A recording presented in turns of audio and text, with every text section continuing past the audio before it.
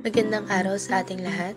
Ngayon ay tatalakayin natin ng isang napakahalagang paksa, ang karapatang pangkabuhayan at katarungang panlipunan, at kung paano ito konektado sa mas malawak na konsepto ng karapatang pantao. Sa mundo ngayon, hindi lamang sapat na may karapatan kang mabuhay.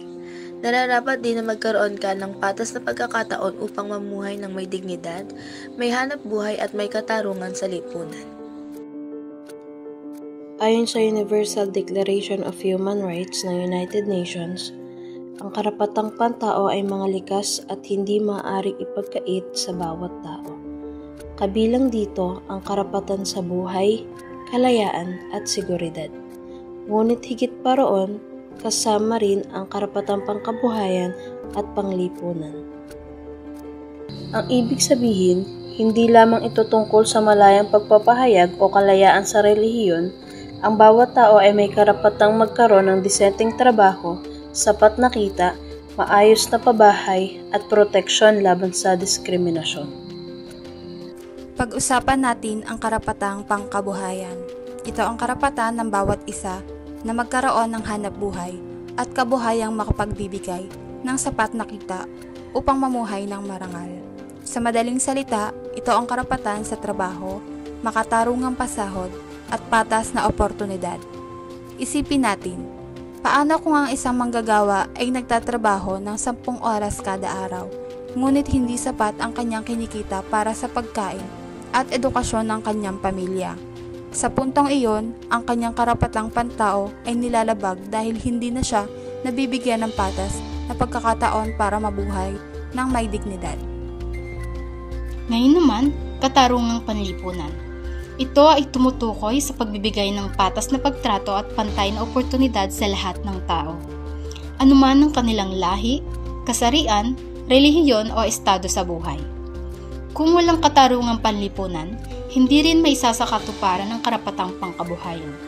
Halimbawa, kung may diskriminasyon sa trabaho tulad ng pagtanggi sa isang aplikante dahil lamang sa kanyang kasarian o pinagmulan, ito ay tahasang paglabag sa karapatang pantao.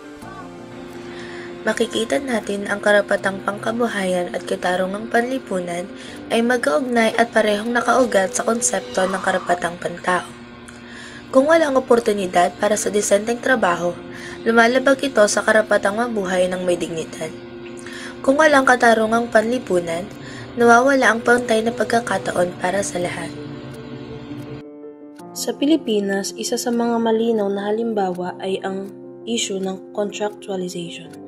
Maraming manggagawa ang hindi natatanggap bilang regular at nananatiling kulang ang benepisyo. Dahil dito, hindi nila natatamasa ang karapatan sa seguridad sa trabaho. Isa pa ay ang issue ng mababang sahod kumpara sa tumataas na presyo ng bilihin. Kapag ang kita ng tao ay hindi sapat para sa kanyang pangunahing pangangailangan, malinaw na lumalabag ito sa kanyang karapatang pangkabuhayan.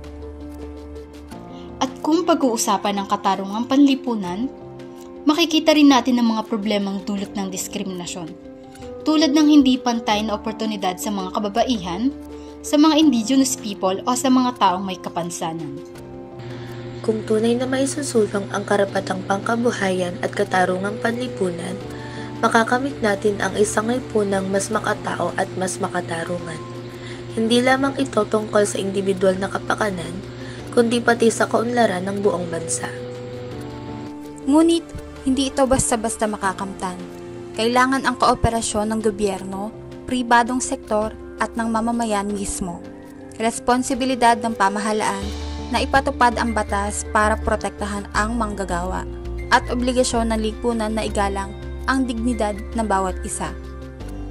At tayo, bilang mamamayan ay may tungkuling magbigay ng boses sa mga naaapi at manindigan para sa tama.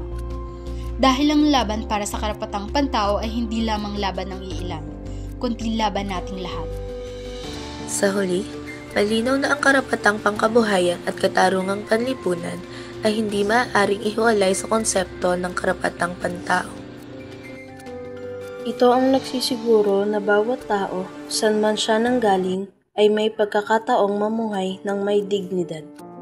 Ito ang nagtataguyod ng patas na lipunan kung saan walang naiiwan at walang inaapi. At ito ang nagbibigay ng pag-asa na balang araw, makakamtan natin ang bansang tunay na makatao, makatarungan at malaya.